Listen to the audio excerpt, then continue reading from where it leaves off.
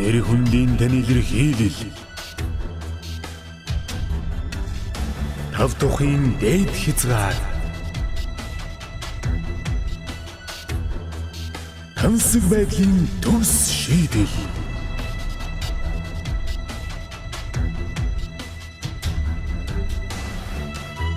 Төсөөлөл мэдрэмжийн бодит бүтээл. Их хотын зүрхэнд цэндэрлэх өндөр зэрэглэлийн орон сууц UB Central Residence. Эрхэм таны хүлээсэн учирлээ. UB Central Residence тун удахгүй ашиглалтанд орно.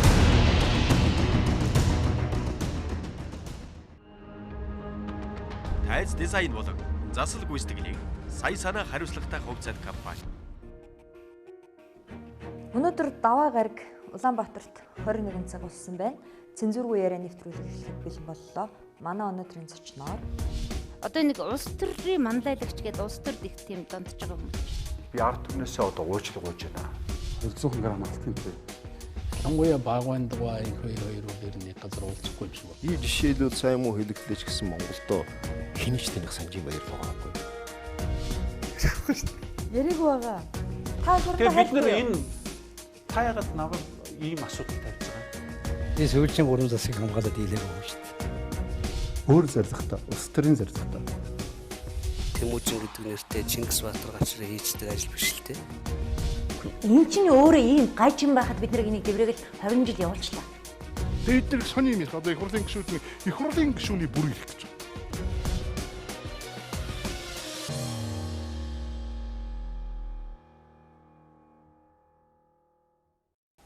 Орой мэнд үзэгчдээ Улаанбаатарт 21 цаг болсон байна.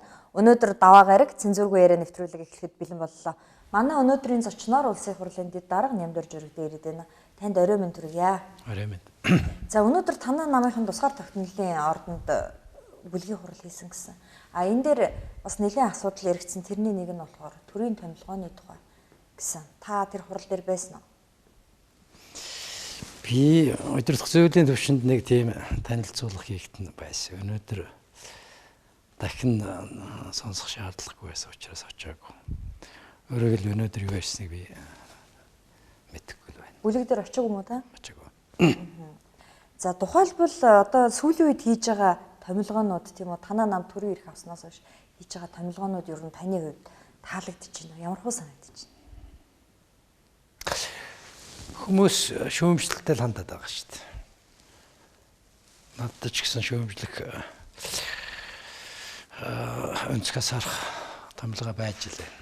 Тэгэхдээ одоо нэгэн томилгоо явуулсан учраас томилогдсон хүмүүс нь ажлаа сайн хийх юм болов гэж гордол байж байна л да. За яг энэ дулаан сар засаг байгуулагдсан хойш 12 сар болж 4 сар юм уу да. Яг томилогдож байгаа хүмүүсийн тухайд бол идэл ажилдаа танилцдаг л үйл дээ. Одоо юу? Одоо бол би ч болоодаа ийм томилгоо авчаасан учраас эхний энэ хэдэн сар ч нэг ажилтаагаа танилцах, даасах, бодлогоо томьёолох гэж байд юм л да. Тэр ажлууд хийгдэж байгаа учраас одоо энэ томилгоог нэгэн томилогдсон учраас хойноос нь дагуул шүүмжлээд байх. Төөхтэй ямар ч байсан олон нийтийн дунд гараад байгаа шүүмжил бол зөв ёсных. Нилээд хэсэг нь. Бүгдээрээ 65-уулаа болцсны зовлон амсаж байгаа шиг байна тийм үү танаа намынхан. Их олуулаа болсны зовлон гэж байдаг. 72-та бүрэлдэхүүнд байж үзлээ, 70-та бүрэлдэхүүнд байж үзлээ. Одоо 65-та бүрэлдэхүүнд байж л байна л да. Төвөгтэй байд. Нэг талаас. Ясны маргааш нөгөө дөр хоёр нэг гоё байдаг мөртлөө. Дараа нь яг ажил хийгээд эхлэхлээр чинь энэ нүсэрдэр бүрэлдэхүүн чинь бас төвөгтэй шүү дээ. Тэгээд энэ 60-аад хүний чинь бараг 40-од нь шинэ хүмүүс. Эднэрт чинь бас энэ хурлын гишүүний суудалтаар дасах гэж бас тодорхой хугацаа шаарддаг шүү дээ. Одоо яг эд шинийн зовлонгийн үедээ эднэр байж байгаа юм л да. За манимет нь яах вэ тэгэл. Бочин байсан юм болохоор. Байсан юм болохоор нэг юм гадарлаж байна. Ер нь 70 хоёулаа байхад ч гэсэн тэн дотроос ялгарч үлдсэн. Одоо ер нь санагддаг цөөхөн шүү дээ. Бараг л тэр чигээрэл мэдэгдэхгүй танигдахгүй шинэ өсөр бол дуусч тийм шүү. Өөрөөс нь шалтгаална шүү дээ. 72 чинь 92 оных л да. Жасраа ерөнхий сайд байх юм. Би 36 настай анх их хурлын гишүүн болж яслаа үе шүү дээ. Тэгээд одоо тэр бүрэлдэхүүнээс үлдсэн Лүндэвэд 2 болж л дуусч шүү дээ. 2 хүн л байна. Жасраагийн засгийн үеэс яваад ирсэн үү? Үеэс явсан тий. Яг тасралтгүй явсан. За хамгийн сүүлийн томилгоо олон нийтийн анхааралд байгаа. За энэ бол Эрдэнэ төлдөрийн захирал болсон. Бадамсүрэн гэж хүн байгаа. Энэ томилгоо танд хэр санагдав? Яг Бадамсүрэн бол уул уурхайн салбарын Монголын бас гайгүй бэлтгэсэн боловсон хүчний нэг шүү. Тэгтэг төвөгтэй нөхцөл ажилдаар очиж байгаа учраас цаашаа энэ хүн маш сайн ажиллаа гэсэн баталгааг би хэлж чадахгүй шүү дээ. Чин үннийг хэлэхэд бол зориг зөрөх шаардсан л тийм ажилд очлоо. Яагаад зориг зөрөх шаарддаг юм гэж? Олон хүндрэл бэрхшээлийг давах шаардлага гарна да. Эдийн засгийн холбогдлолтой хүндрэлүүд байна. 6 сарын 27-наас хойш бий болсон бантанг тайлах асуудал байна. Энэ үннийг ард түмэнд хүн хэлж чадах юм уу юу? Гих мэтэр. Янзын даралт чахалтууд ил талдур байгаа нь үнэн шүү дээ. Би дэрий чинь одоо 8 сараас хойш энэ мө арьс махан дээр нэг мэдрэг шигээл болж шүү дээ. Тийм учраас төвөгтэй томилгоонд ажилд очсон тэр 49% гэж цамнаад байгаа этгээдүүдтэй шудрын усны үүднээс ус ирэх ашигын үүднээс арьцч чадах юм уу гэж асуудал гарна шүү дээ. Ийм юмнууд байгаад цэвэр бэлтгэгдсэн гэдэг утгаараа бол яалтчгүй бэлтгэгдсэн. Би мэднэ л дээ. Танд бол боломжийн санагдчих. Мэргэжлийн гэдэг талаас нь би зөрөхийн тайлахгүй штэ гоо. Зоригийн тайлахгүй штэ гоо. Чин үннийг хэлэхэд бол том дарганатай санал зөрж асуудал тандах олон сэдвүүдэнд бий болсон. Тэрийг чадахгүй юу гэдэг нь бол онцгой. Би гайхаад байх юм. Том дарга нар гэж тэнд юу байгаа одоо? Одоо тэр би Эрдэнэтэй асуудал яриад ирсэн жилийн ерөнхийлөгч чинь над руу дайрал эхлэв үстэй. Тэгэхээр ерөнхийлөгч тийш нөлөөлнө гэж юу? 6 сарын 23-нд 3 улсын ерөнхийлөгч нарын уулзалт болох үеэр Эрдэнэтийн 49%-ийг Монголын Копер корпорац судалдаж авсан гэрээнд гар үсэг зур 3 улангийн зогсоож байгаа гэх сайхан бэлэг 6 сарын 13 өнөөдрийн засгийн газрын хуралдаан дээр хэлээ үздэй. За тийм юу ил гарсан. Ил гарсан. Тэгэхээр наадах чинь төвөгтэй ажилдаар очиж байгаа. Төвөгтэй ажилдаар очиж байгаа. Зүгээр энэ зэсүүннийг 4700 болчихсон байж байгаа 5000 руу гараад явчлаа. Цааш өгн ханшны ах бол гэдгээс бас олон юм шалтгаалж шүү дээ. Сая сангийн яаных нь нэг шалгалт санаатай юм хийсэн чинь 230 тэрбум төгрөг өнгөрсөн оныхаас татвар багассан гэдэг тоо гарч илээ шүү дээ. Эрдэнэт дээр ярьж байгаа. Зөвхөн Эрдэнэт дээр. За. 300-аас 400 орчим тэрбум төгрөгийн татвар төлөвлөлтөөр байсан юм л да. За. Модал уржны хүртэл энэ жил 100 гарантаа гэж дөнгөжтөөсөн. Тэгээд 230 тэрбумаар татвар багассан гэдэг тоо тавьсан байлаа. Наа чин таны ярьж исэн тоо тийм үү? Өмнө нь. Би бол наад захын 100 тэрбум төгрөгөөр татвард орохт мөнгө байхгүй болчлаа гэж яриад байгаа хүн шүү дээ. Тэгсэн. Тэрийг бол шалгалтын дүнгээр бол 230 тэрбум төгрөгөөр багасах юм байна гэдэг тоо гаргаж ирсэн байлаа энэ жилийн тухайд. За, улсын хурал дээр ажлын хэсэг байгуулалт шалгаж байгаа. Тэр ажлын хэсэг ер нь хэр ажиллаж байгаа? Шалгаал байгаа юу? Шалгаллын дүнтэй танилцаал байна. 7 хоногт 2 удаа танилцсан байдалтай байж байна. Шалгалтаар цугулсан материалыг үзэж байна. За. Төрсөн сэтгэл нэг байна. Тэр нь бол энэ төр засгийн хянан шалгах чадвар гэдэг юм бол их л муудсан байна те. Яагаад та тэгж бодож байгаа юм? Таны өөрийн чинь хүсчээсэн үр дүн гарахгүй болохоор тэгж бодож байгаа юм уу? Үгүй. За. Зүгээр хуулийн дагуу гаргаад ирэх, шуудхан гаргаад дөнгөнд танилцуулах хэрэгтэй юм аа. хэл амын сугуулчих шахаж дурт дургуул гаргуулж авчихсан шүү дээ. Дөнгө сая хүртэл тэр ажлын хэсэг хуралдаж байгаа л гарч ирлээ. Та байсан уу? Байсан. Тэр. Байсан. Таныг Эрдэнэтийн 49% тухай нэгэн сүртэй ярьж байгаад одоо яриха болчлоо тохироонд орлоо мөнгө төгрөг авсан уу? Яасан ийсэн гэсэн хардталт их байна л да. Хардталт их байгаа. Их байна. Би тохироонд ороод яах вэ? Зүгээр энэ шалгалтын явцыг харах, гараад ирсэн материалын танилцах.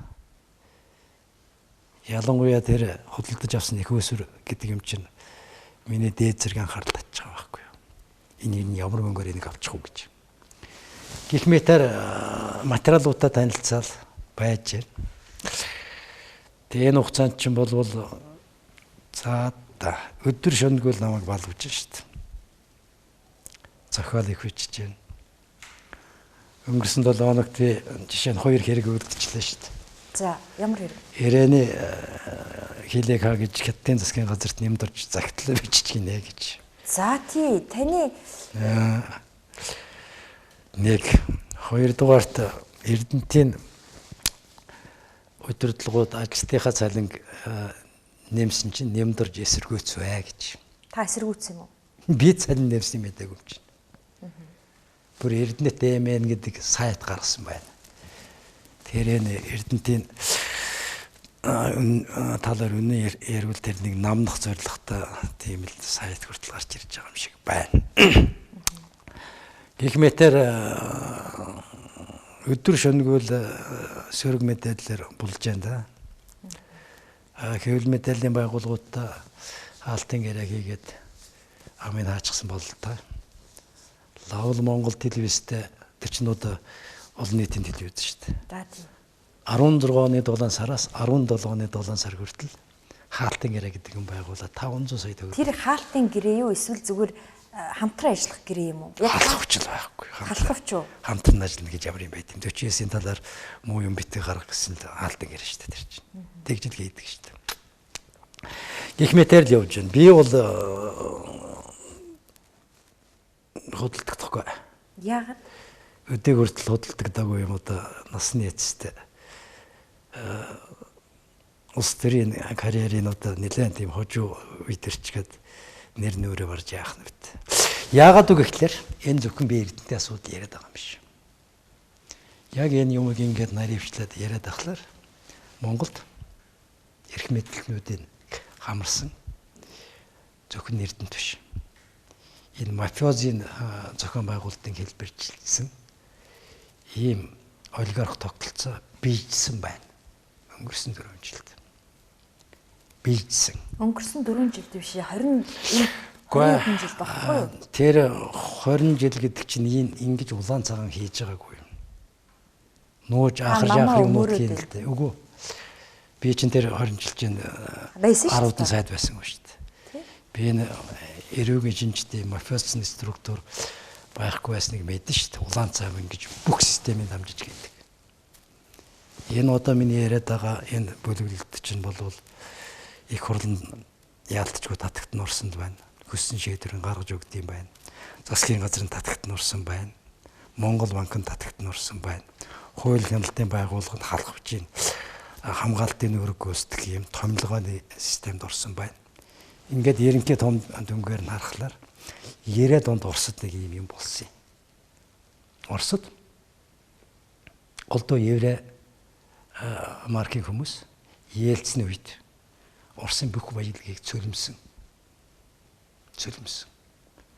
Тэгээс үүлд нь Путин гэдэг ерөнхийлөгч гарч ирээд энийг нь таслан зогсоо гаргах хэмжээ авсан учраас daajад гадаадд гарсан шүү дээ. Зарим 80-д нас барсан. Тэгэхээр манад бол энэ сүүлийн 4-5 жил тэр яг тэр Ельцин үеийн Оросын юм явсан байна да. Явсан байна. Та бол алчсан нам үйдэл гэдэг юм тийм үү? Гуманахан чинь 14 онд бас нэг засагт орсон шүү дээ нэг жилийн хугацаанд. Тэр үед хүртэл шийдвэр гарсан. Ямар шийдвэр гарсан юм? Худалдаа өглийн банкнд 500 сая долларын үнэ цаасны баталгаа гаргаж өгсөн. Хамтарсан засаг байх үед. Тэгээ систем нь яаж усан гэхлээр шийдвэр эзэн дээрээ гардаг. Тэр хүн захиалга өгдөг. Мөн үү? Тэр захиалгын яам сайд нь биелүүлдэг. Захиалгын дагуу засгийн газар санал оруулдаг. Засгийн газар нь тэрийг мэдэн бодолж дэмждэг. Засгийн газраас нь орж ирсэн саналыг их хурл дэмждэг. Монгол банк тэр хүмүүсийн захиалгаар хуулиар эрхгүй мөртлөө зээл болгодог асар их хэмжээний. Тэгээ ерөнхий том дүнгээр ярих юм бол Монголын одоо энэ Эрдэнэт дархан Сэлэнгийн орёныг дамжсан уул уурхаан баялаг. За сүүлд нь Монгол Рус Совет гэдэг чинь болвол нэг 50-аад лиценз тааж авах нэгж штэ. Социализмын үед хайгуул гэж болсон гол ордуудын бүх лиценз Монгол Рус Совет дээр байдаг. Асхтын мөнгөний ордноос эхлээд Баяул гээд байдаг. Одоо энэ Борондрын Жоншны үйлдвэр хүртэлэг энэ бүх юм дээр дэвшээсээр дамжаад энэ би бол шуудхан хэлээд байгаа. Монголд гарч байгааг бол уур гэж энд өртсөн.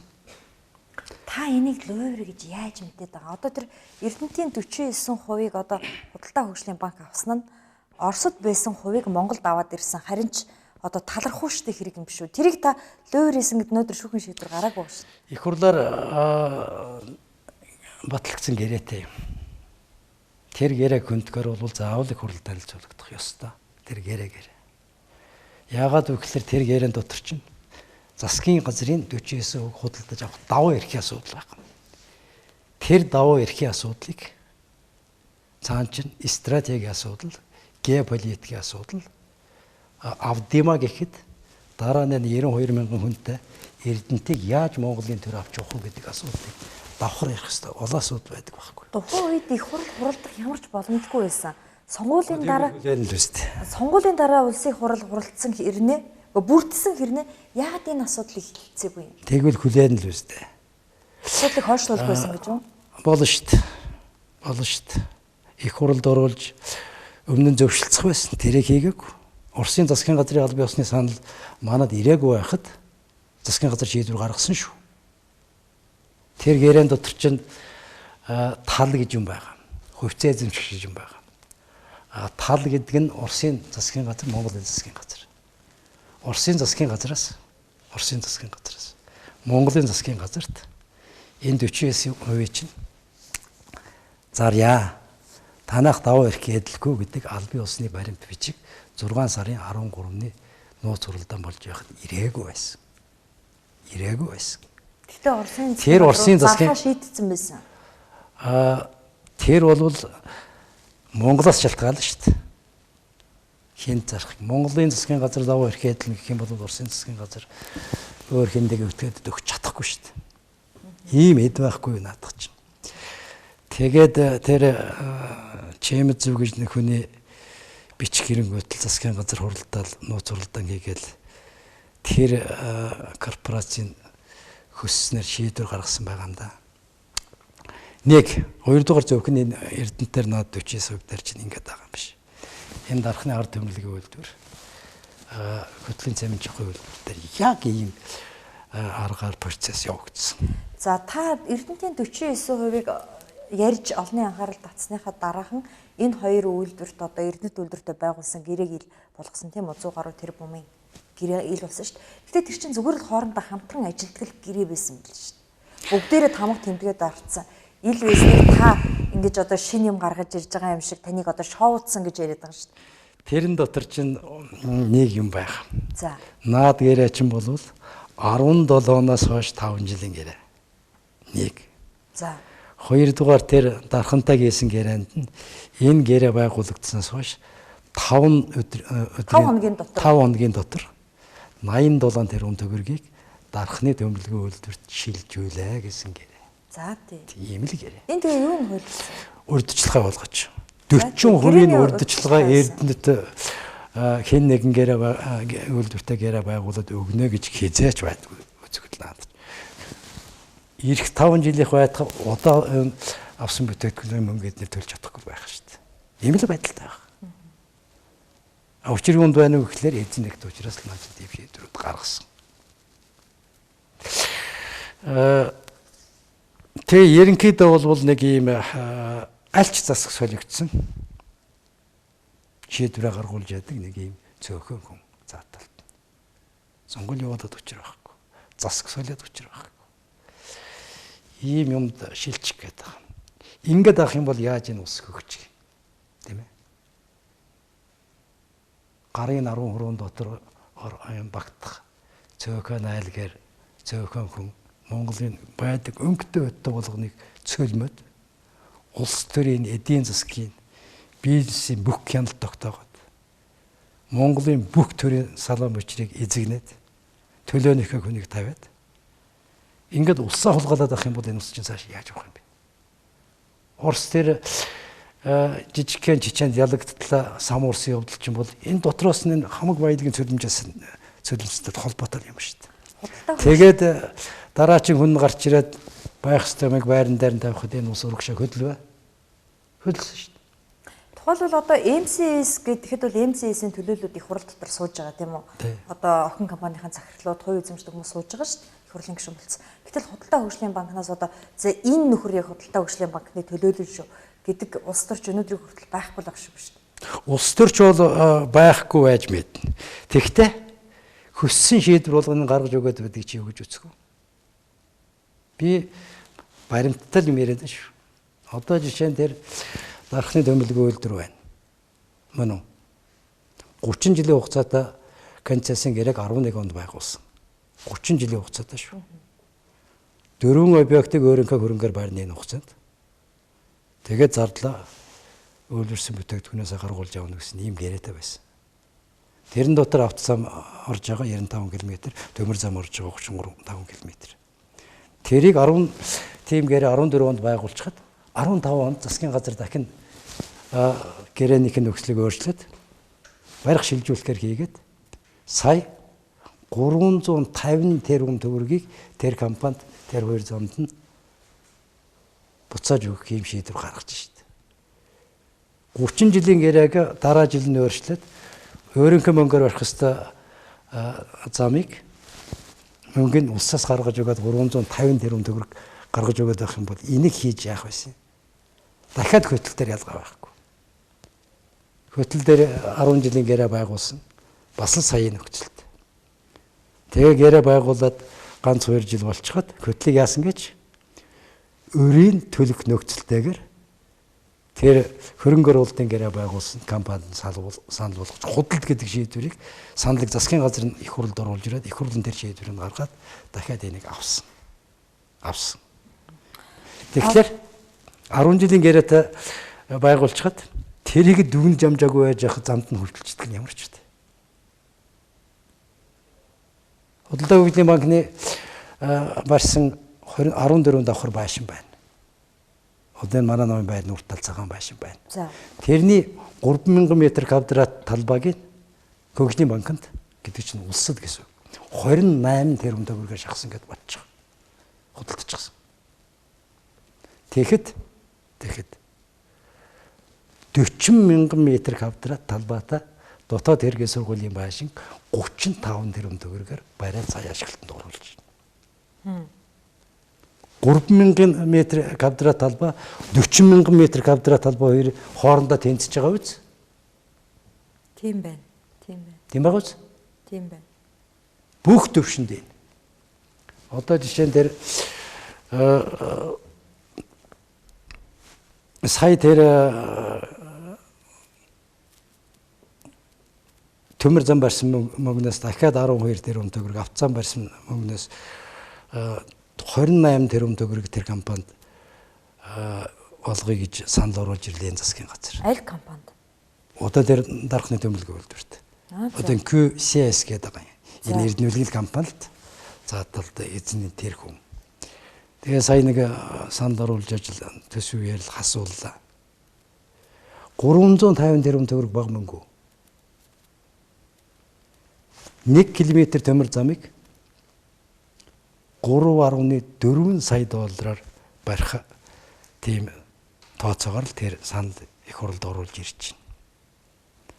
Миний нөгөө Баттулга тэлдэв яриад байсан гэрээгээр чинь бол 1 км төмөр замыг 2 сая 400 мянган доллараар барина гэсэн тооцоотой байсан.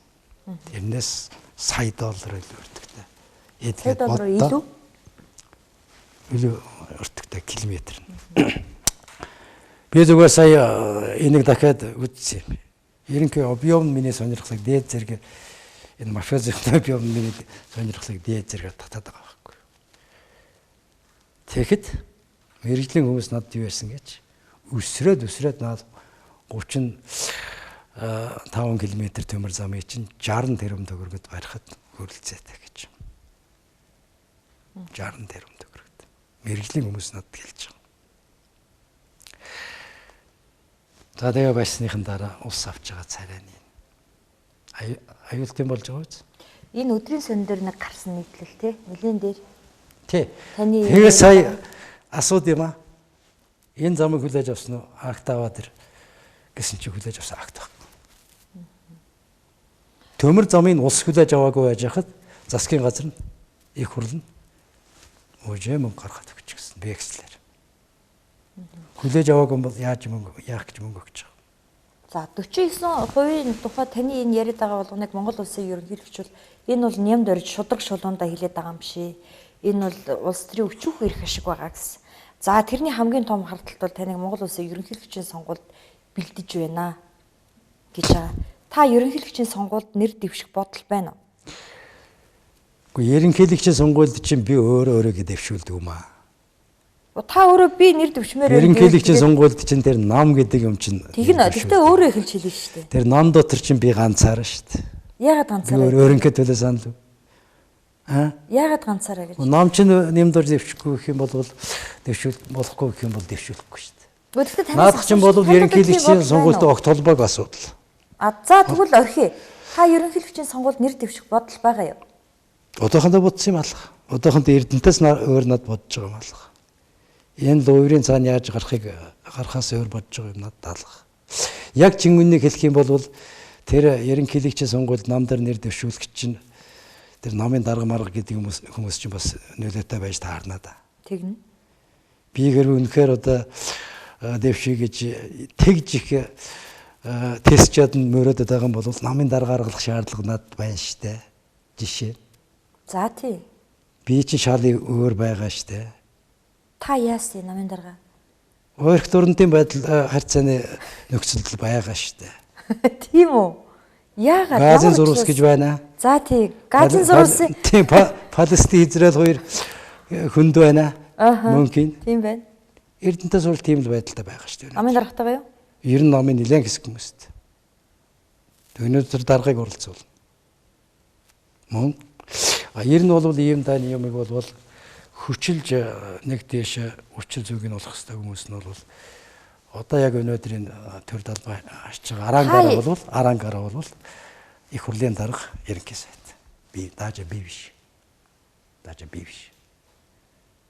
Хүчилж байгаа гол энийг учрыг олох хэрэгтэй хүмүүс бол энэ хүмүүс шүү. Албан тушаалыг чинь дагаж хариуцлах хэрэгтэй. Засгийн газар бол байр суурийг илэрхийлсэн шүү дээ хэлцэн. Тэ? Яаж? Одоо энэ асуудлыг их хурлд оруулж ажлын хэсгээр шалгуулъя. Яах. Дургууд хүчгээ гэдэг үг байдаг. Их л хэлэн болж ажил нэгтэй жаахан хөдөлж байгаа.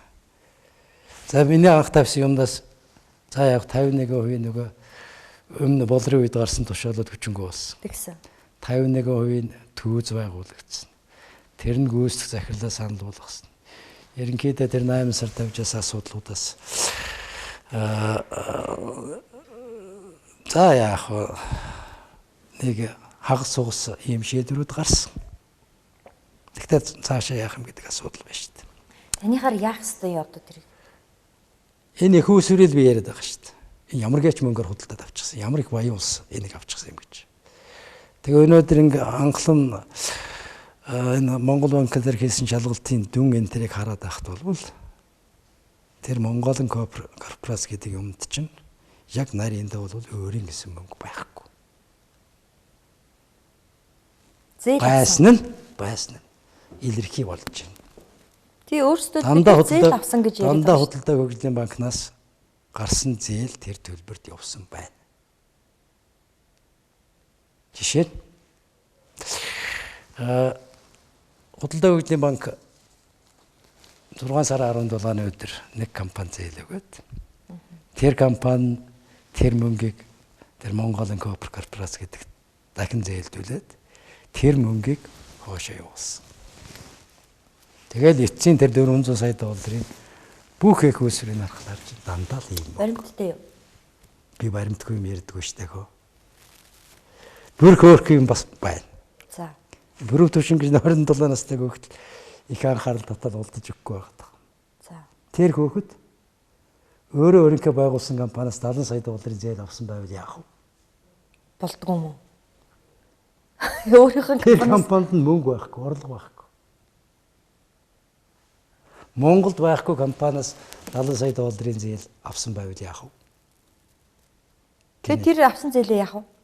Тэр авсан зээлээ яасан бах вэ? Гэхдээ яг тэр компани худалдаа хөгжлийн банкнаас зээл авал Монголын Копер руу шилжүүлвэл Монголын Копер хаашаа. Тэгээ эцсийн дүнд худалдаа хөгжлийн банкны гарсан мөнгө л байна. Одоо тэр миний яриад байгаа QSC гэж компани байна. За. Тэр компанид бас нэг 70 сая долларын зээл авсан. Тэрний өмнө юу болсон юм гэхлээр Монгол банкны ерөнхийлөгч тушаал гаргаад, нууц тушаал гаргаад 100 сая тэрбум төгрөг нэг удаа тэр QSC-д 4 сард дараа нь 6 сарын 28-нд дахиж нэг тушаал гаргаад 160 тэрбум төгрөгийн зээл өгсөн. Монгол банк зөөлөгдөг банк биш. Тийш үү. Монгол банкнд ажилласан Дул Жаргал худалдаа хөгжлийн банкны дилер байсан. Ойлгож байна уу? Тэгээ явсаар байгаад наад мөнгө чинь болвол эцсийн дүндээ явсаар байгаа. Дээрээс нь засгийн газрын 500 сая долларын баталгаа гар олсон мөнгө тэнд бий. Нөгөө Чингис Бондны чинь мөнгө энэ банкнд байгаа. Энээс л бүх юм гарсан байна да. Хар үгээр тоомтой ярих юм бол. Одоо жишээ нь ба штэ. Эрдэнэтэй чинь 49%-ийг худалдаа хөгжлийн банкнаас 75 сая долларын зээл авахтаа ирээдүйд би болох орлогоо барьцаалж зээл авсан. 75-ыг авахт. Тэгээд дараа нь 6 сарын 28-нд байна 30-нд юм шиг санагдчих. Эрдэнэтийн 49%-ийг худалдаа хөгжлийн банкны барьцаанд авчихсан. Мөн үү? Сонгуулийн санал хураалтын үр дүн. Дараа нь л да. Санал хураалт чинь 28-нд болсон баха. 28 чинь сайхан байлиг мэдээлгээс юм. Тийм ээ. Тийм байна. Ийм л юм бас. Одоо жишээ нь худалдаа хөгжлийн банк энэ зээлдсэн мөнгө буцаагаад 70 сая доллар авъя гэх юм бол нөгөө компанид зүгээр л байхгүй. За юу. Байхгүй. Ийм л юм болж байна. Монгол банкны мөнгө чинь улсын мөнгө үстэй. Тийм баг. Монгол худалдаа хөгжлийн банк 500 сая доллараа зээлээ төлж чадахгүй бол баталгаа гаргасан засгийн газар төлөх байхаа. Хөгжлийн банкны мөнгө авсан зээлийг төлж чадахгүй бол засгийн газар төлнө байхаа. Төлнө үз? Бүгд тийм нөхцөлтэй шүү дээ.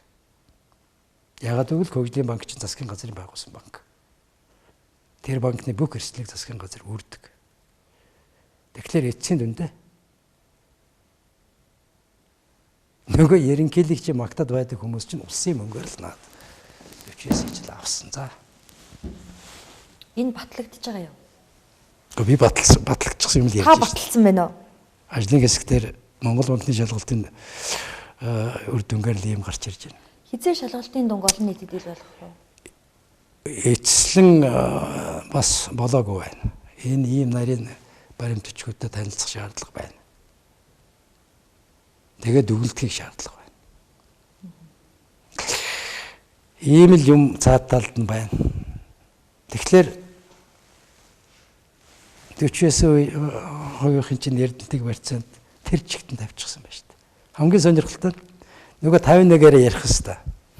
6 сарын 27-ны өдөр байна уу тэр нөгөө болрын тушаалаар батлагдсан төөз хувьцаа эзэмшигчдийн хурал тэрний дараа яасан байгуулагдсан төөз чинь ийм их хэмжээний зээл өгөхөөр бол төвөзөр орж хийн гэсэн байгаа байхгүй дүрм дотор. Энэ 40 хэсэг тавихтаа байхгүй.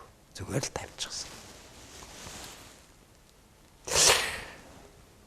Ийм л юм цаад талд чинь бий болж. Тэгэхээр энийг бол таслан зогсоох л ёстой. Одоо яах ёстой юм те буцаах уу? 49%. Ямар ч байсан ажлын хэсэг төгөлд гаргаад их хурл танилцуулна. Нэгэнт Монголд ороод ирсэн юмыг энэ бүх юмыг татвараараа ч юм уу худалдаа хөгжлийн банктай уулзраа болоод цаашаа явчихж болохгүй юу?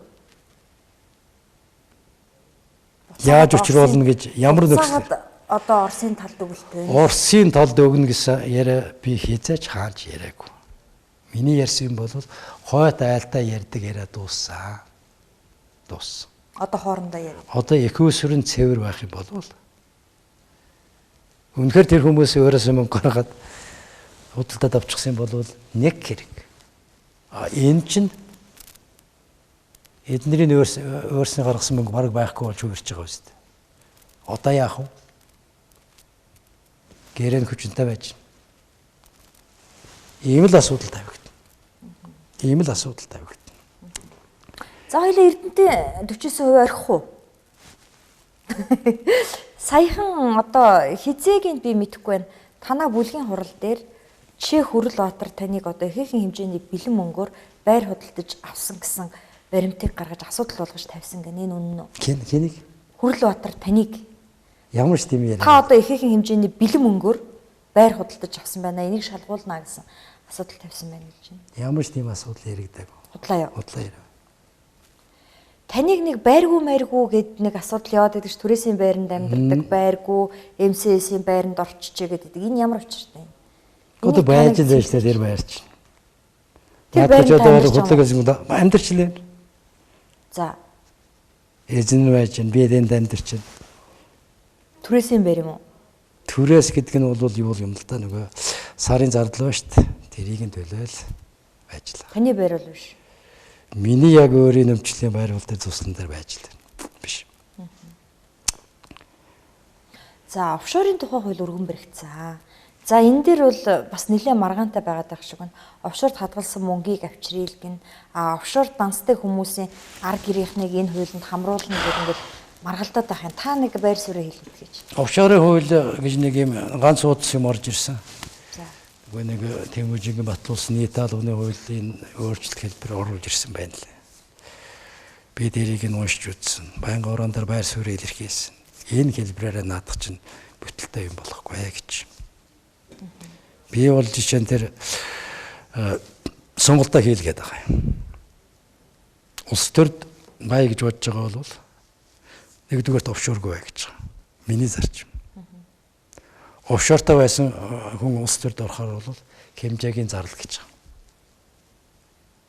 Өөрийнхөө бол нүргээгдэг. Тэгжээж улс төрд ороо. 4 жил улс төрд байжгаад 4 жилийн дараа намайг их хурлын гишүүн болгоод миний офшор төдөн төгрөгөөс одоо төд байна гэдгийг хэлье. Сонголтоо өрөө хий. Ийм л юм би яриад тэгээд энэ офшор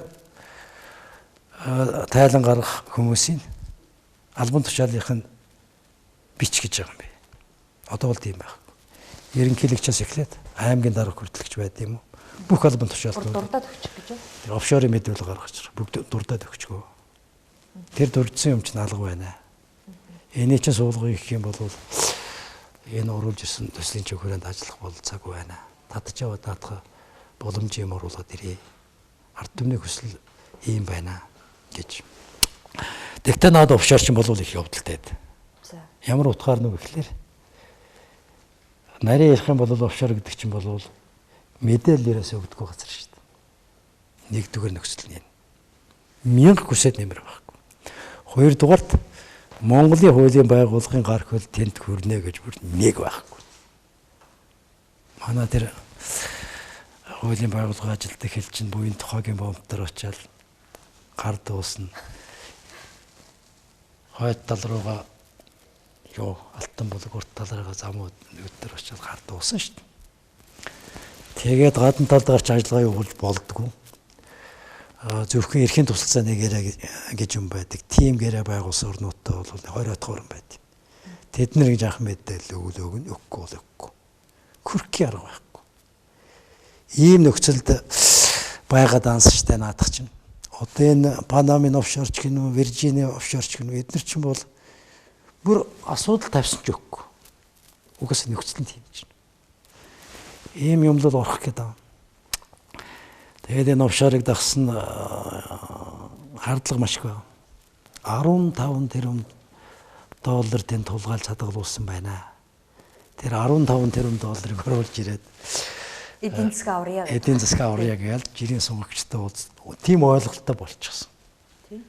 Би бол үннийг хэлэл яваад байхгүй. Наа чи ийм учиртай юм байд юм байна. Тэрийг олж ирч чадахгүй шүү дээ. Чадахгүй.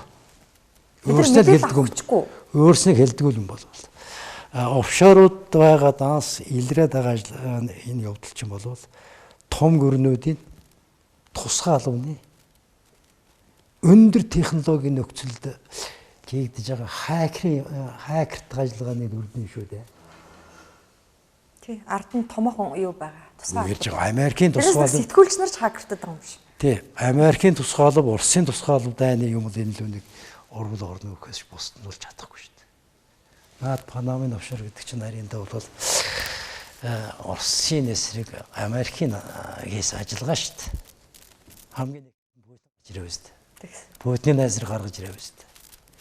Тэр хаялганд л наад манай хэд ч гарч ирсэн хэдийн нэр гарч ирсэн болохоос биш тэрнээс тэр л урах арга байхгүй шүү дээ. Битэрийг нэвтрүүлгээ завсарлуул гэдэг. Гэхдээ нэг асуулт асуугаад завсарлуулъя. Улсын хурлын гишүүн Жавхлан Эрдэнэтийн 49% талаар мэтгэлцээ дуудсан хүмүүс. Тэнд бас таныг урьсан. Та яагаад очив вэ? Их хурлын гишүүн чинь тэр их хурл дээр ажлын хэсэгт нь ороод баримт материалдаа танилцаад тэгээ баримт материалдаа танилцсны үндсэн тэр мэтгэл тэндээ мэтгэлцэх ёстой юм л да. Тэр чуулганы тангимд байнгын хороодын төвшөнд. Тэр их хурлын төвшөнд цугларсан одоо энэ миний яриад байгаа материалуудыг Жавхлан үзээгүй юм чинь тэрийг мэдхгүй юм чинь би юу мэтгэлцэх вэ? Зарчим л тэр шүү дээ. Намайг жирэхэд баг айгаад ирэхгүй байх гээл ярьж илээ л да би тэрийг үзсэн. Тэгж ярьж байгаа. Асуудал тэндээ биш. Би яг үннийг хэлэхэд бол энэ ажлын хэсгийг байнгын хорооноос биш. Их хурлын дараагаар ажлын хэсэг байгуулаа. Энэ ажлын хэсэгт ардчсан намынхныг оруулаа. Басгыг оруулаа, Жавхланг оруулаа. Бүгдээрээ яг ёстой тойр сууж байгаад нүдэрээ үзэж байгаад юм ярья гэсэн санал анх гаргасан. Тэгсэн чинь дахиад хүчин сулруулаад тэгэл хууль зүйн байнгын хорооны ажлын хэсэг болгосон болгоод ингээл явж яана л да. Гэхдээ одоо Жавхлан гишүү энэ болгонтой танилцах эрх нээлттэй үстэй. Нээлттэй байх нэг асуудал. Тэрийг уншиж судлахад сэтгэл байна уу гэдэг чинь өөр асуудал шүү дээ. Одоо жишээ нь тэр 3-4 компаниас Copper Corporation гэдэг юм зээл авсан баримтыг би үзсэн. Яаж хийсэн байна уу гэж. Зүгээр л бэлэн болсон баланкан дээр гар үсэх зураал яг ижлэхэн төгслөөр 6 сарын 17-нд тэр 3-4 компаниас л зээл авсан гэдэг юм л бүрдүүлчихсэн. Шулуухан хэлэх юм бол хуурын баримт. Зардал компанид өгье гэсэн чинь 60-70 сая доллар байхгүй. Бүгдээрээ 6 сарын 17-нд. Энэтэй манай хүн танилцаагүй. Танилцаагүй хүнтэй чи юу ч ярих юм байна. Төвөгтэй шүү дээ. Их хурлын гишүүний хариуцлага гэдэг юм чинь тэр их хурл дээр байгаа баримттайгаа танилцж ажлын хэсэгт норж ажиллаж уншиж хууль номоо үзэж юм ярина үхэхээс биш. Сайн дурын газар биш шүү дээ. Уран сайханчдын газар биш шүү дээ. За ингээд цензургүй яриа нэвтрүүлгийг түр завсарлуулъя. Сурчлагын цаг болсон.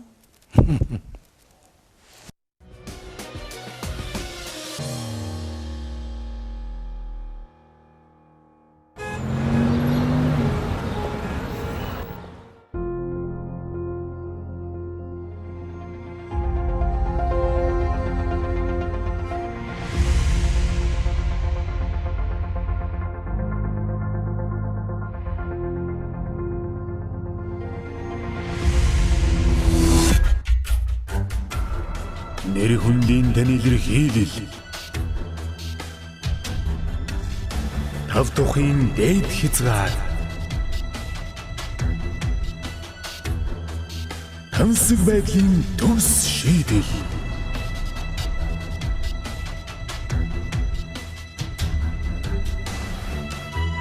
Төсөөлөл, мэдрэмжийн бодит бүтээл.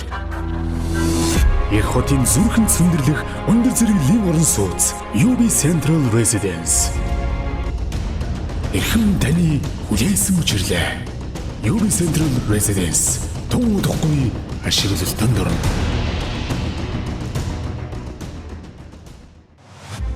Тэр минь зорилгынхон төлөө үргэлж завгүй ажилладаг.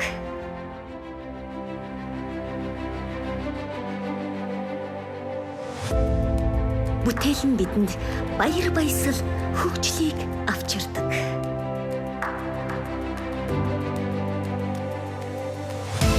Шинэлэг бүхэн шинэ мэдрэмжийг бидэнд өгдөг.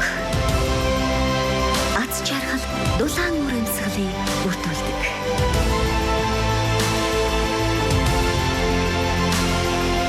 Амжилттай ажиллах орчныг бий болгоно. Сая санаа таны орчинг бид бүтээн.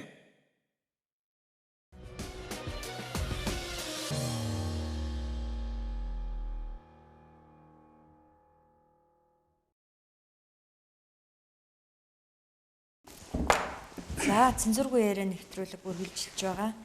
За улсын хурлаар хилийн тухай хуулийн шинжилсэн найруулгын төслийг хилцэж байгаа. За яг энэ үед нөгөө нэг хилийн цэргийг хилийн цагдаа болгоно гэдэг нэг шууган дэгдлээ. Энийг хууль зүйн дотоод хэргийн сайд Бямцогт энэ бол ням дөржин гаргасан саналаа гэж хэлж гисэн. Та яагаад ийм санал гаргав? Санал биш юм аа. Би чинь энэ хуулийн яамдаг 10 жил болохтой бүх байгууллагын хуулийг шинжилсэн. За. Хилийг хийж чадаагүй. За. Яагаад гэж? За. Энэ хилийн цэргийг зэвсгчний шилжүүлж уусгах ийм талд юмнууд асар их явдаг байхгүй юу? За. 2004 оны их хурлч нөгөө 36-36-аар тэнцчихсэн байсан учраас оруулж батлуулах арга байхгүй. Нэг дэше мөрөөл алга болсон. 2008 оны чинь нөгөө 45-25 байсан. Дахиад нэг дэше мөрөөл нөгөө зэвсгчлэн оруулах гэх болдог. Тэгээ би 2008 онд очиход одоо энэ оруулж ирж байгаа хуулийн ажлын хэс гаргаад боловсруулж байсан байхгүй яам дээр. Тэгээ судалгаа хийлгэж байсан. 90 зэвсгчний бүрэлдэхүүн 50 цагт хилийн цэргийг оруулах тухай энэ цэргийнхний маргаанд төгсгөл байх ёстой гэж. Тэгээд хил хамгаалах байгууллага гэж болгоод гератин хэлбэрт шилжүүлээд мэрэгжлийн тал руу нь явуулаад байсан. Тэгээд тэр маргааныг төгсгөлүүлэх нэг арга нь бол тэр мөнхөд энэ дутаад аюулгүй байдлын системд байх юм арга л да. Тэрэн дээр бус орнуудын юмыг судлаад үзэхээр Унгар, Европын зарим орнуудад хилийн цэрэг, хилийн цагдаа гэж нэрлэдэг байхгүй юу? Би тэрийг нь асуучихсан чинь нэмд орж хилийн цэргийг татан буулгах гэлээ цагдаагийн бүрэлдэхүүнд оруулах гэлээ энэ төр гэж нэг баахан гүтгэлэг явуулаад дахиад энэ Эрдэнэтийн 49-оор дамжсан нөгөө захиалгын юмнууд ч яваад байсан байхгүй. Тэр л болсон. Тэрнээс та бол одоо хилийн цэргийг татан буулгах гэдэг. Би юу гэж тэрийг татан буулгаж байгаа. Би хилийн цэрэг гэхлээр чи энэ аваа тавих шахдаг юм шүү дээ. За.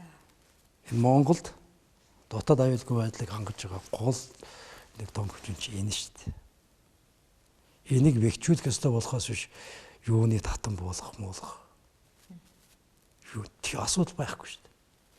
Зүгээр л мушгиж над руу дайралт хийх зохион байгуулалт арга хэмжээ авсан. Тэгээ сая хэлцгээр болсон л да.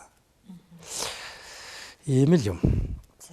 Наад хилийн цэргийн чин зэвсгчний бүрэлдэхүүнд оруулсангүй гэж 93 оны хууль батлагдахад одоо энэ хоёр гишүүн аав Жаданба генерал гэж байсан. Батлан хамгаалах байсан.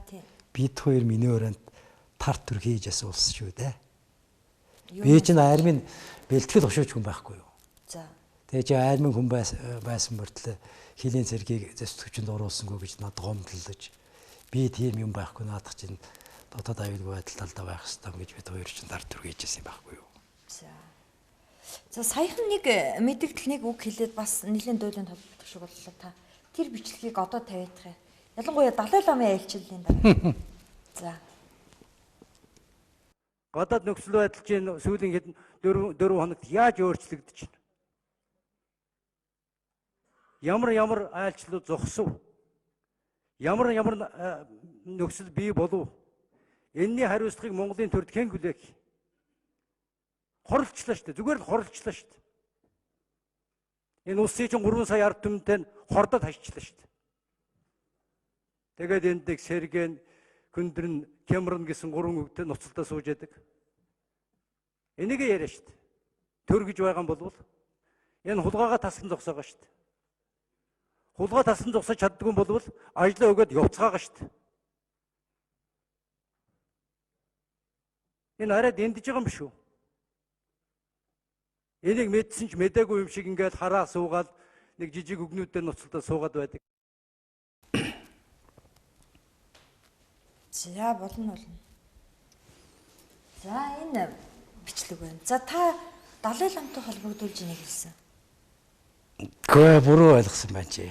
Буруу ойлгосноо. Монголын төрд хэн хариуцлага хүлээх ёстой гэж би хэлсэн байгаа шүү дээ. Тэгсэн байна. Далай лам Монгол тэр юм хариуцлага хүлээхгүй шүү дээ. Хүлээхгүй. Хүлээхгүй. Далай ламын айлчлалын дараа хэлсэн шүү дээ. Тэгсэн. Өнөөдөр нөхцөл байдлаа хараа л та. Энэ урд айлд юу болж байна тийм ээ? Засгийн газрын төвчний бүх айлчлалууд зогслоо. Ямар ч юу ярьж байсан бүх ажлууд зогслоо. Одоо энэ янз бүрийн татварууд тогтоочлаа шүү дээ урд айл. Дэсэн дээр чинь тогтоож, нүүрсэн дээр чинь тогтоож, машин дээр чинь тогтоож. Момц. Хүндэрч шүү дээ. Энэ хэр зэргүүд одоо ашрах. Ийм их эгдэхтэй хүнд цаг үед энэ оролдох сэдв мөн байсан юм уу? Далай ламыг авчрах нь уу? Тэг ярих цаг нь мөн байсан юм уу? Тэр Далай лам ч өөрөө хүрээд ирчихэв шүү дээ. Монгол улсад зөндөө Далай лам айлчилжсэн тэр болгонд л Хятадын засгийн газар заавал нэг юм хийдэг байсан шүү дээ. Тэр үед чинь дээр 10 дугаар бүгдийн ч асуудал яригддаггүй байсан юм аа. Ялгамжтай. Энэ урд айлын чи хамгийн их яриа өсгдөг сэдв чи энэ 10 дугаар бүгдийн асуудал шүү дээ. Момц. Бас ярьдаг байсан гэж үү? Сая ирээд ерөнхийд тодруулсан маягийн юм хэлж явж байна. Тэгсэн мэт? Нялх байна, дараа нь хэлнэ гэдээ явуулсан. Нялх байгаа учраас одоо нээрлэх боломжгүй. 2-3 жилийн дараа 3, 4, 5 хөрх үйдэн зарлана марк юм ярьж явчихсан шүү дээ. Тэгсэн. Энэний чинь дараа л энэ бүх юм болж байгаа үстэй. Би Монголын төр энэ асуудлыг төрийн албан тушаалтнуудаас хэн энэний хариуцлагыг зөв бол зөвийн гавьяг, буруу бол бурууг нь ялыг хэн өрөх ёстой юм бэ гэдэг. Ямар хариуцлага? Монголын төр доторх хариуцлагыг би асууж байгаа. Одоо энэ баахан татвар нэмж заавал Хятадаас хараад юм шиг Хятад тэгчихгүй ингэчихгүй гэд нэг хүнийг гэртээ оруулаад мордуулаад гаргаж болохгүй юу? Наа чи тийм асуудал биш ээ. Тэгэхээр та яг Хятадын засгийн газрын талыг өмөрөөд байгаа юм шиг харагдаж байна шүү дээ. Гүмэтгэхгүй тэгж харагдсан болог. Одоо улс төрч ирж байгаа энэ хүндрэлүүдийг харал та. Оростой харилцаа чинь ямар төвшөнд хүрсэн бэ? Энэ 40-с чинь бол Орос зүгээр нэг гараад явчихж байгаа асуудал шүү дээ. Цаад тал нь геополитик асуудал байх шүү дээ. Би юу ярьж байгаа юм гэхээр хойд айлтай харилцдаг харилцаа цагаан хааны үеийн төвшөнд хүрлээ гэж би ярьж байгаа. За. Геополитикийн талаас. Одоо энэ урд айлтай сүүлийн үед бий болж байгаа нөхцөл байдал хар. Юу болж байна? Би чинь 60 онд ревизионизм ярьж байхад эх орон 52 сонсч байсан хүн шүү дээ. 78 онд Мао Цзэдун дарганаас орж ирсэн. Намайг оюутан байхад. За. 60 оноос хойш 50 жилийн энэ хоёр улсын харилцааны ерөнхий нөхцөлийг ингээд нэг харьцуулаад үзэхлээр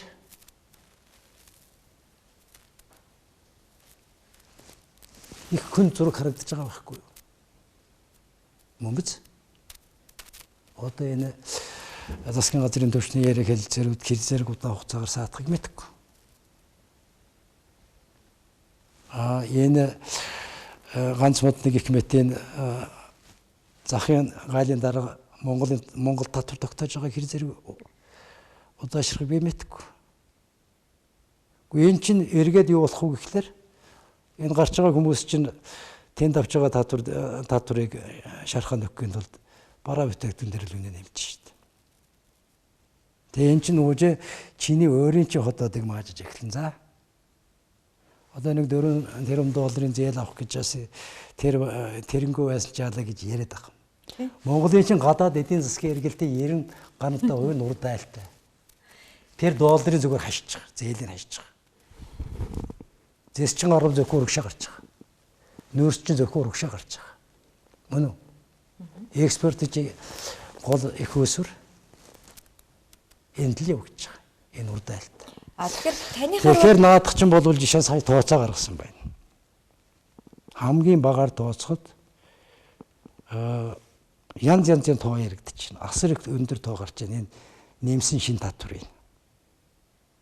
Нэмсэн шин татвар юм.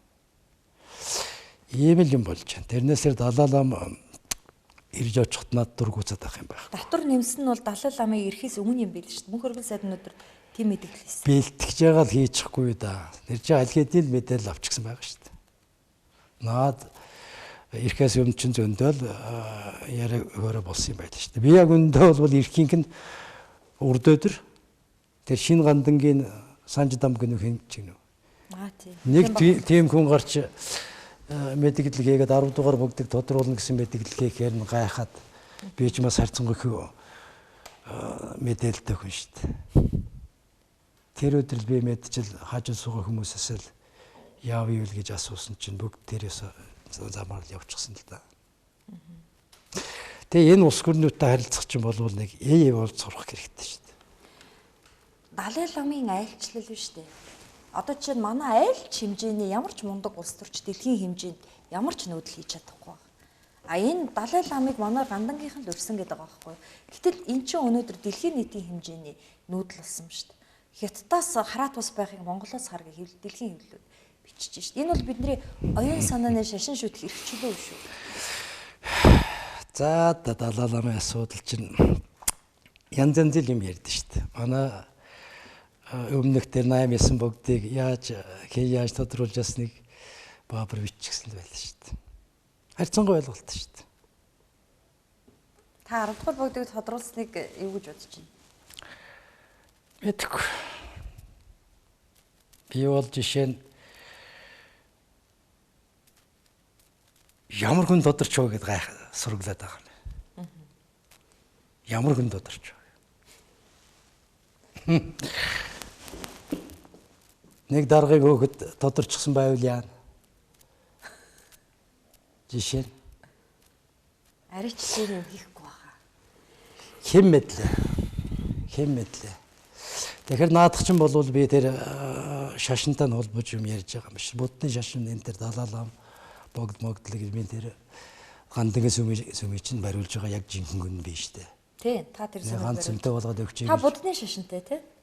Би шашингүй.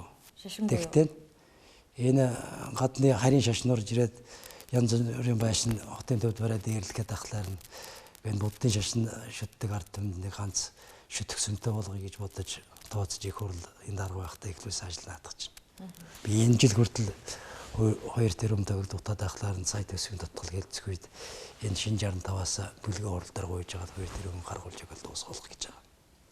Би энэ шашны эсрэг биш. Би энэ Далай ламын эсрэг биш. Энэ харилцааны дундуур энэ боомд орчих вэ гэж, боолтонд орчих вэ гэдгээс чинь би чинь бас энэ сэдвэр янз янзын хүнтэй ярьж байсангүй шүү дээ. Энийг одоо ингэж яриад байхаар ням болж нөгөө хятадын тагнуул гэсэн үнэн. Байнга л тэгж бичиж байгаа шүү дээ. Хятадын тагнуул учраас Далай ламыг эсэргүүцлээ Далай ламтай хариуцлах. Ер нь аль улсын тагнуул юм? Аль улсын тагнуул юм? Гэхдээ би энэ Монгол улсын ястаа гүйцэтгэхгүй тагнуул юм шиг. Яг үнийг хэлэх юм бол. Яагаад гэж? Би энэ улсыг нэг төрн хулгайч биш. гарч ирсэн төрн төр шиг байдаг. Ард түмний нэг болсон цалин урлагаараа амьдарчдаг. Хулгай зэлгээ багтаа нэг сайхан тайван амьдралтай. Швейцар маягийн ийм улс болохныг ерөнхий дүр төрхийг харчий гэж мөрөөддөг юм байхгүй. Энийг хулгай чинь, энийг бодлого алах мөч чинь энийг холдуулаад байгаа байхгүй. Яагаад зунаваад ирж болдог байсан юм? Яагаад энийг харилцааны сэдвүүд яригдаад эд ажил эхэлж явах үед энэ юм болдог үлээ. Далай ламын өөрөө өөртөө виз олгоогүй шүү дээ. Монгол улсын эрх хөхий байгууллага виз олгосон болж таарч байна да. Тэр чинь зүгээр тэгээд ирчдэг сэдв биш шүү дээ. Сая мөн хөргөл ярьжал засгийн газар энэ тамаагүй их хурл тэрэн тамаагүй гэж. Тэгэхээр цаад талд нэг л юм үлдээд байгаа юм да. Юу үлдэж байна? Ерөнхийлөгч өмнөөс би үг хэлэх хэрэггүй гэж хэлсэн байл. Тэгэхээр дээр визмэстэй холбоотой гол шийдвэр аль төвшөндөө гарсан юм бол. Би энэ хариуцлагыг асуугаад байгаа. Энэ харилцаанд үрд өмнө байгаагүй хүндрэл үүсэж байгаа явдалд хэн хариуцлага хүлээх юм бэ гэдэг асуудал. Зөвхөн хятад биш шүү. Оростой ч гэсэн хариуцлага асуух хэрэгтэй. Тэр төмөр зам мам дээр ч нэлээд хөлх юмнууд явагдаад энэ ч нэ харилцаа хөтөрт бол асар их нөлөө үзүүлсэн. Би тэр болгоны чинь бодож ярьж байгаа. Одоо тэгээд төвөгтэй байна шүү дээ. Бүх яриаг хэлцээр рүү зогсож гисэн. Хэдий хүртэл энэ ойлгомжгүй байдал өргөлт нь тодорхойгүй. Харьцах. Хин юурсий чинь онгоцонд очиад далайн чандад гаралтай биш яах. Зэсий чинь онгоцонд очихгүй шүү дээ. Мөн биз? Амьдрах шаардлага байна шүү дээ. Би татвар цаашиг удаа өргөлдөх юм бол нэг хүний нэрэмжит татвар гэж нэрлэх гэж байгаа. За. Одоохондоо хүний хэлэхгүй. Хэний нэрэмжит? Би одоо хэлнэ. Тэгээд.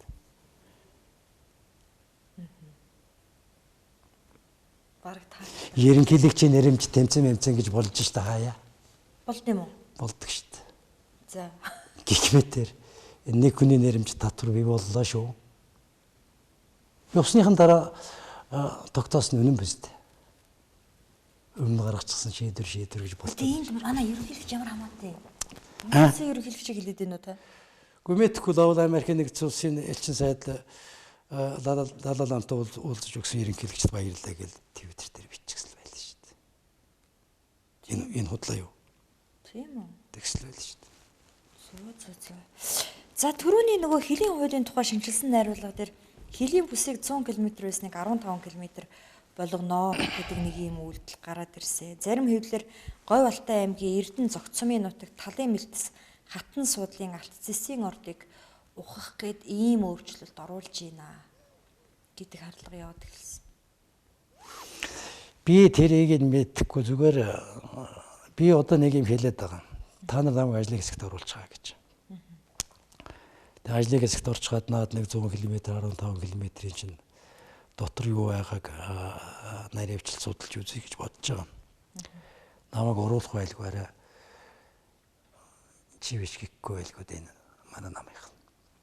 Тэгээд тэр хүрээнд дотор судалж байгаа шийдвэрлэх асуудал мөн. Зүгээр ер нь хил орчмын бүс нутагтаар нүүрсний гайгүй морд байна гэсэн яриаг намайг сайд байхад ярьдаг л байсан юм. Би бол тэрэнд бол юу ч оруулдаг байсан. Энэ талын мэлтэс хатан суудлын алт цэсний ордыг шалгаад үзмээр л юм байна тийм үү? Тэгээ дотор нь судлах асуудал. Хэрвээ үнэхээр тэгж багтаа. Гэхдээ манай хилийн нэг тайлбар хийгээд байгаа шүү дээ. Тэнд жоохон үйл ажиллагаа явуулахаар бол засгийн газрын шийдвэр гаргуулна гэж. Тийм. Хилийнхэн бол тийм шийдвэр гаргахгүй. Тийм. Гэхдээ наадах чинь судалж байгаа асуудал. Зүгээр хилийн хамгаалтын нэг хэдэн тийм бүс зурвал байд юм. Ер нь их холоос л явуулж магадгүй юм шүү тий. Гэ бас л энэ 40-с шиг юм байх үг үсэхгүй шүү дээ. Би бол одоо зүгээр нуруугах болсон морь шиг болчиход байгаа шүү дээ. Яагаад? Нийгмийн технологиор нэг юм оруулж ирэл гэнт чихэл гаргачих юм захиалгаар. Тийм юм болчих вэ гэдгээс бол сэрэмжлэх юм зөв. 91 улсаа хулгайлдаг улстай ер нь яах юм бол. Гаднаас хулгай хийгээд ирэх та тийм зөрөгтэй хулгайч байдаг юм баг та. Гадны улсыг, гадны банкыг тоноод ирдэг. Монголоо тонжихын оронд. Бүксөө ханж чадахгүй. Чадахгүй юу? Тэгтлээч мэрэгшээгүй вэ нөө манай бол. Манай энэ байж тээ энэ их сони юм болоод байгаа. Ер нь төвөөхөндөө бол монголчин бол малаж хорон байсан учраас хөрөнгө зойр гэж юм байхгүй.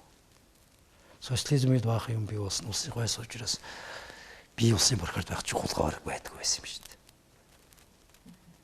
Цонхны шил барьжсэн шинэ барилгын цонхны шил хулгайлж хаад ажлаас хөөгжсэн хүн бий мэддэг. Ёс суртахуунаар ахуулж шүү дээ. Тэгээ одоо энэ 90-ад оноос хойш нээлтгүй юм болсоор байгаа социализмын үед бий болсон баялаг нь бүгд ингээд ийшээ тийшээ гар дамжаад алга боллоо. Тэгээд эргээ том утгаар нь харж яхад энэ хөрөнгөжсөн олигарх тогтолцооны цөөхөн хүн дээр хөрөнгө төвлөрдөг юм чинь явсаар байгаад одоо төрийн бүх салаам өчрийг идэ дуусгах гэж байгаа байхгүй юу. Энэ анхудаа шахуу Монголд ийм болж байгаа.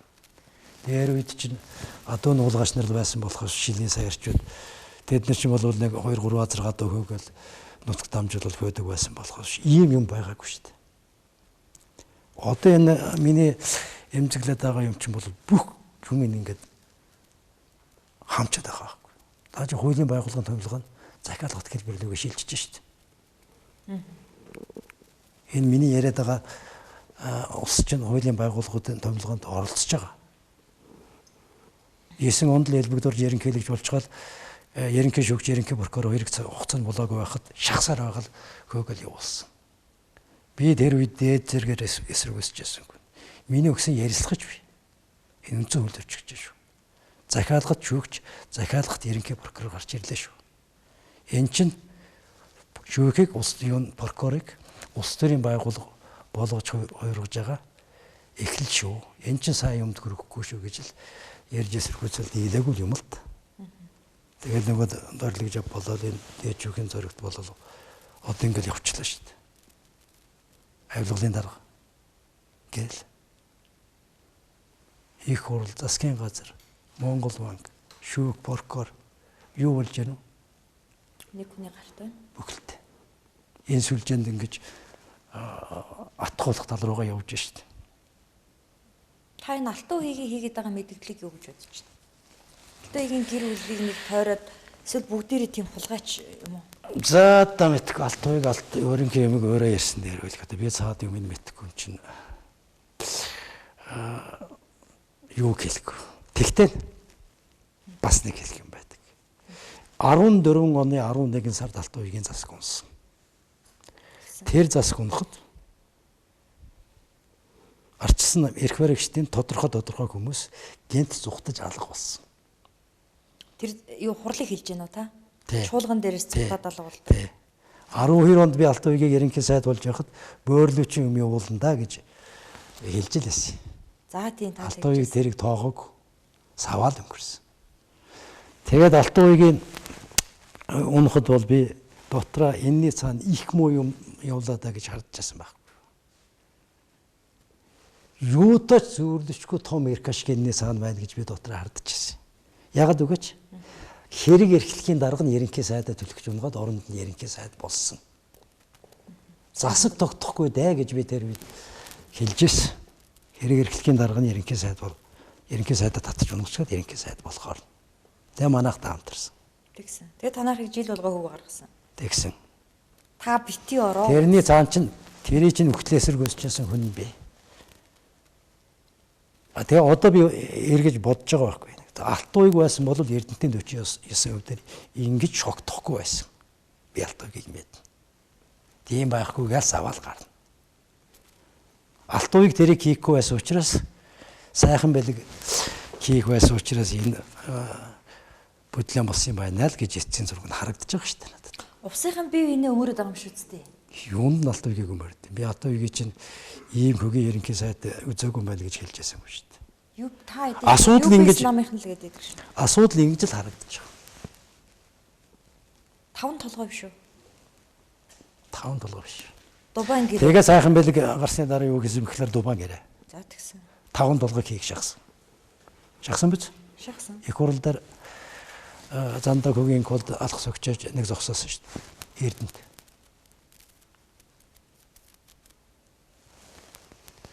Тэгэхээр наадах чинь болвол ер нь бол энэ ийм хувилдаан чинь бол нэг цөөхөн 2-3 хүний хооронд л явагдсан юм шүү дээ. Нэгдүгээр зэргийн нэрх юм байл та. Мань мэт нь бол хэлэхгүй шүү дээ. Тасна уу шүү дээ. Тасна уу шүү дээ. Тэгж ижил хийдэг л хэд шүү дээ. Би 90 ус ихээр гайхчихсан байхгүй. Үннийг хэлэх юм бол Алтай ууг чинь элбэг дорж 2 удаа ерөнхийлөгч болоход ерөнхийлөгчийн сонгуул кампаниг удирдах гэсэн юм шүү. Энэ үнэн биз? Сайхан бэлгийг өлгийтэй байхад нь жах улс төр хөтөлж орж ирж олон жил хажуудаа хэвтүүлжээж сөүлд нь мөрүүлсэн хөш Алтай ууг. Би энэ талаас нь бол Алтай уугийг өрөвддөө. Өрөвддөө. Зүгээр дээр холбогдсон юмныхын тухайд бол гайхмар ч юм байдаг л юм. Одоо тэр дэнзэн гэдэг нэг хөөхтөг шүүгээд байна шүү дээ. Гэхдээ ерөнхий сайд болчиход хөргөн аваачиж хэрэглэх газрын тэргүүн даргаар тавьж яадаг хүн байх уу?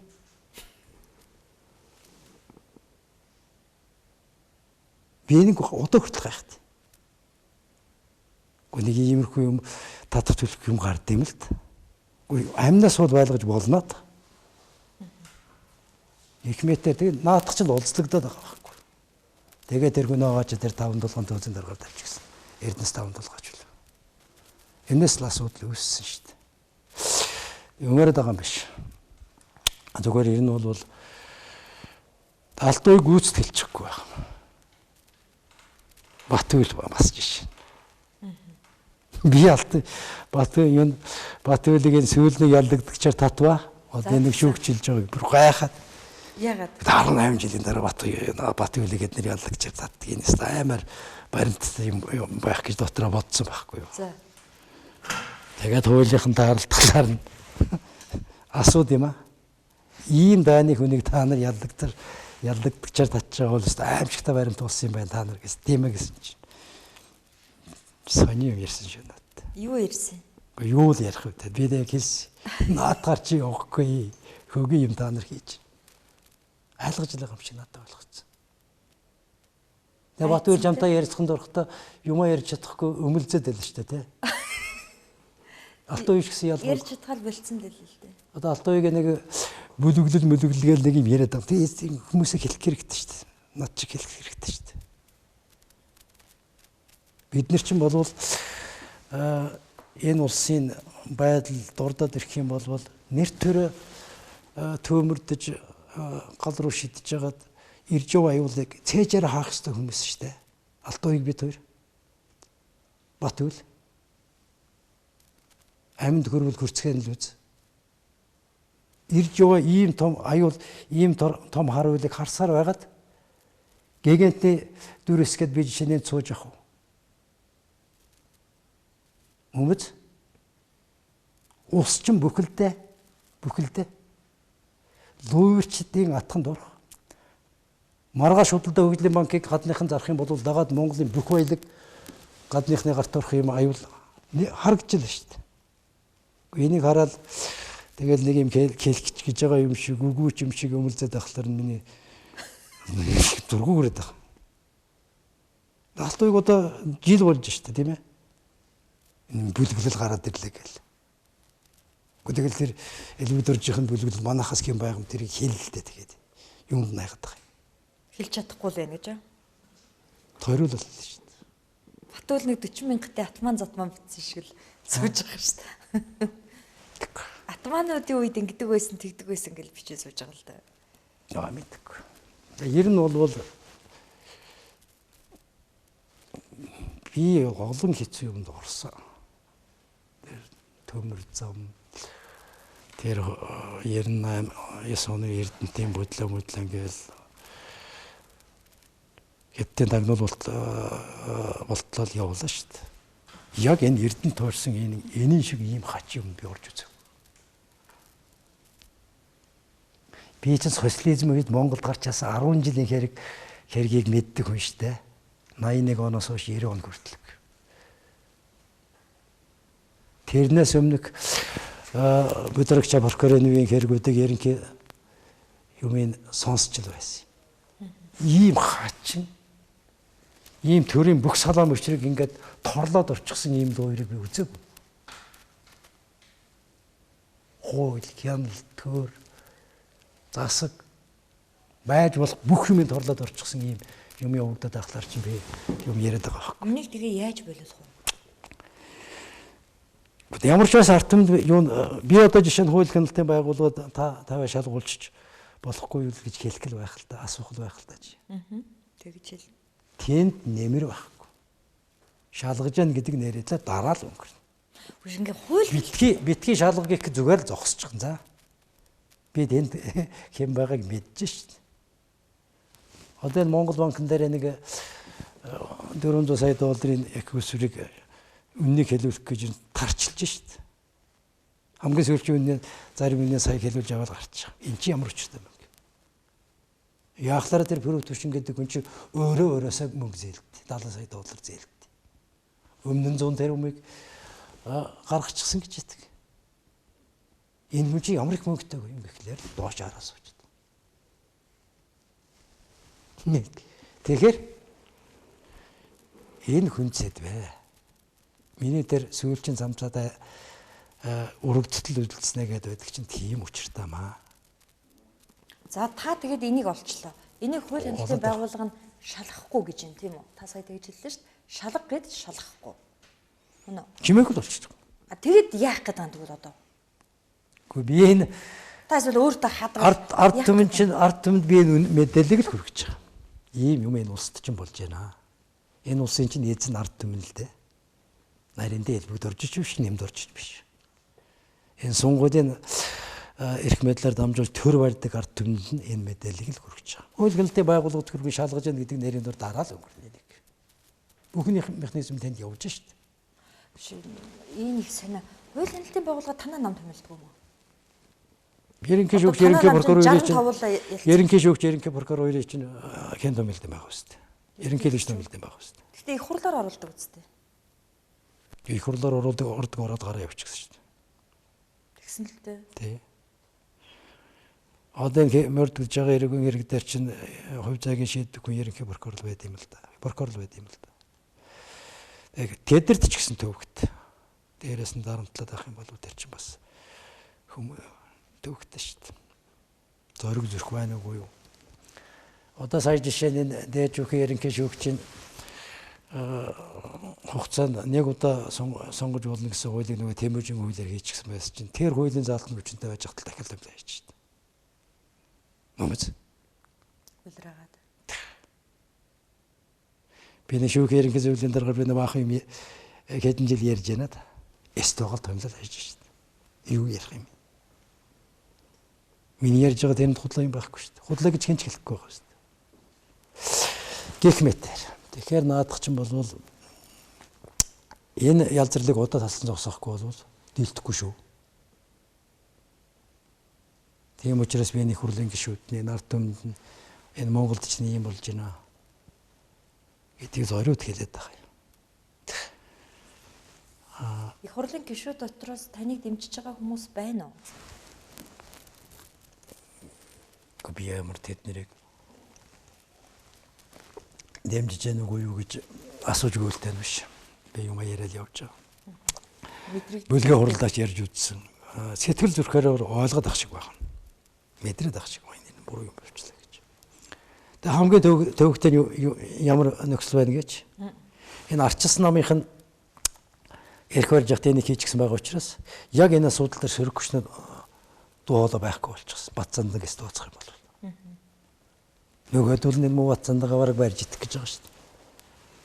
Монголын одоо энэ өнгөтэй өөдтэй булганыг сорчилж аваад идэх хэдхэн гэр бүл байдаг гэдэг та нэг мэднэ үстэй. Мэдхгүй юу? Гол сая би ярьж илээ шүү дээ. Нэг нь л байгаа шүү дээ. За та бид хоёрын ярилцлагын цаг дууссан. Хүрэлцэн ирж ярьцлага өгсөн танд баярлалаа. Ингээд таны ажилд амжилт хүсье. Баярлалаа. Бас телевиз үзэгчдэд намайг сонссон бол баярлалаа гэж хэлье. Ард түмэн их л сэрэмжтэй байх хэрэгтэй да. Тийм ээ. Тэгээ манай намын нөхдүүд энэ сонгуулийн амлалтыг биелүүлэх юм байлгүй. Тунгуудахгүй анцуу шамалж орох юм байлгүй. Шударгас доктор гэсэн шүү дээ. Бид нар. Манай намын дарга нар манай намаас их хурд сууж байгаа 65 хүн тэр мөрийн хөтөлбөрийг хэрэгжүүлэх байх гэж. Дотор дээд зэрэгээр гордол явж штэ. Сэдвэн бол хэцүү. Тэгэхдээ их орноос үнэтэй эрх мэдэл албан тушаал гэж юм байдгүй л шүү дээ. Чи намайг ерөнхийлөгчд нэр дэвш хөөгүй юу гэдэг хэлчихэл шахаад байна. Харин яг би энэ ерөнхийлөгч гэдэг юмнаас энэ Эрдэнэт энэ Монголын төрд цэвэр байх чинь хэдэн мянга дахин үнэтэйд байхгүй юу? Тэр ерөнхийлөгч элбэгдөрж ирж л байна, явж л байна, инк хоёр ирж л байна, явж л байна. 4 5 дугаар зэрэг асуудал шүү дээ. ерөнхийлөгч хэн болох нь их хэцүү юу л да. Их хамаатай асуудал л да. Яг энэ иймэрхүү халуун юмны дундор ороход бол сэтгэлтэй хүн ороод зөвшөөрөлөд өгөө сайн л байна л да. Шудраг байцгаая гэж энэ 9 оны ерөнхийлөгч чинь гарч ирсэн шүү дээ. Шудрагс нь ийм л боллоо шүү дээ. Хаана байна тэр шудрагс? Би ч энэ элбэгдэр жигшүүмжлэх хэрэгтэй хүн шүү. За та нэг цаас авчирчаад буцаагаад аваад гарлаа. Нэвтрүүлгийн цаг дууссан. За ингээд танд баярлалаа. Амжилтсая. За үзэгчдээ та бүхэнд баярлалаа. Цензургүй яриа нэвтрүүлгийн энэ удаагийн дугаар өгөр өндөрлөж байна. Ирэх 7 хоногийн даваа гарагийн 21 цагтаа эрг уулзцгаая баяртай.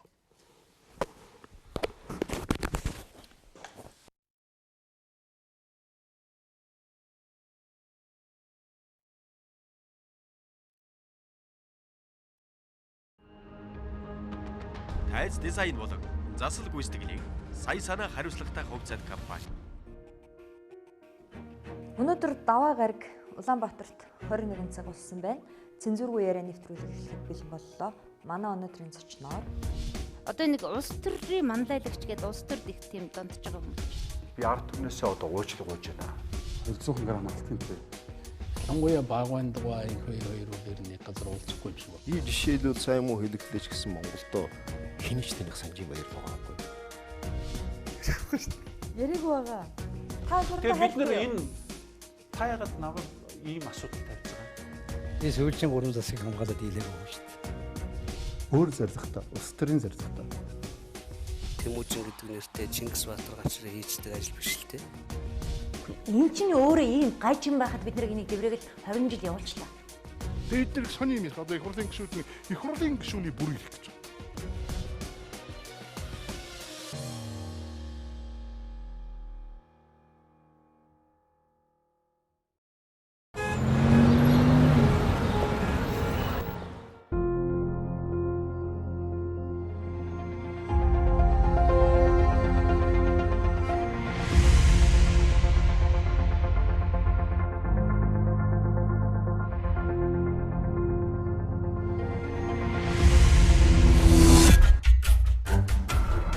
Нэр хүндийн тань илэрхийлэл.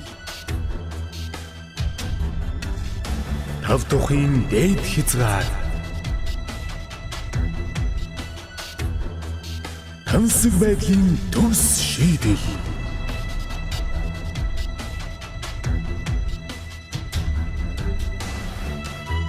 Төсөөлөл мэдрэмжийн бодит бүтээл. Их хотын зүрхэнд цэндэрлэх өндөр зэрэглэлийн орон сууц UB Central Residence. Эрхэм таны хүлээсэн учирлээ. UB Central Residence тун удахгүй ашиглалтанд орно.